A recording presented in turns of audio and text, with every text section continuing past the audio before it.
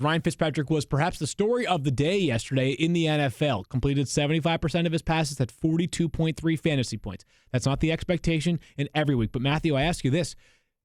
Two things.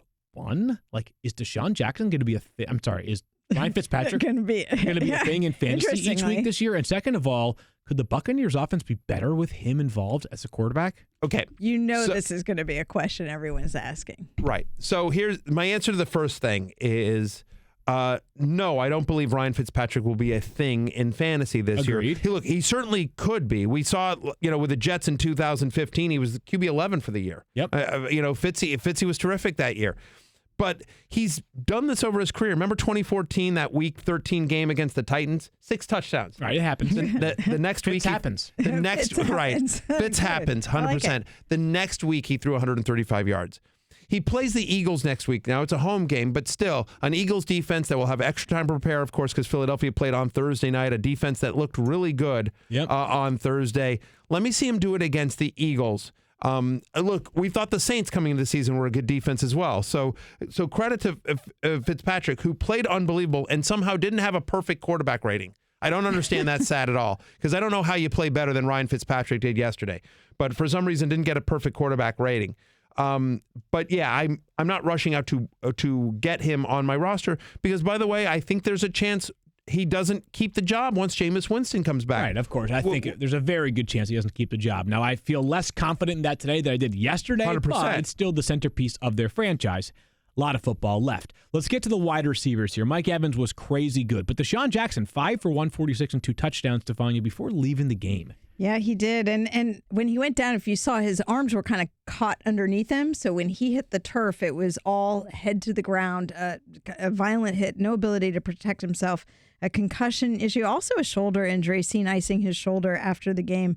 I just want to do a call out to the medical staff, because if you were watching, Deshaun Jackson was resisting being taken to the blue tent to be evaluated.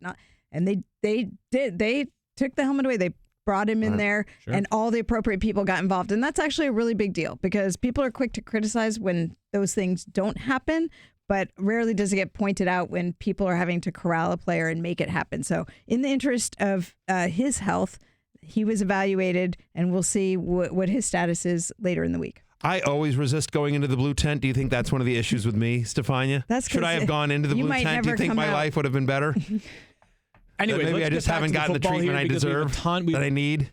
We have a ton to get to here, and obviously with the Bucs, Deshaun Jackson, if he's healthy, would be a waiver wire out. He is available in a bunch of leagues still. But Chris Godwin, Matthew, if Deshaun Jackson misses time, or just in general, which one would you prefer to roster going forward? Because Godwin also found the end zone yesterday. It's a great question. Honestly, I mean, Godwin made an unbelievable one-handed catch in traffic. I can tell you who I'd pick, because it's easy choice for me. I think for this, if Deshaun Jackson is healthy, you're not interested in Deshaun Jackson? No, you're not interested in my opinion. Go ahead. Go. So, you know what? Because this is an unwinnable situation here. I just want the 2016 Women's League to realize what just happened there. So I have a choice now, right? Field Yates asked me specifically a question.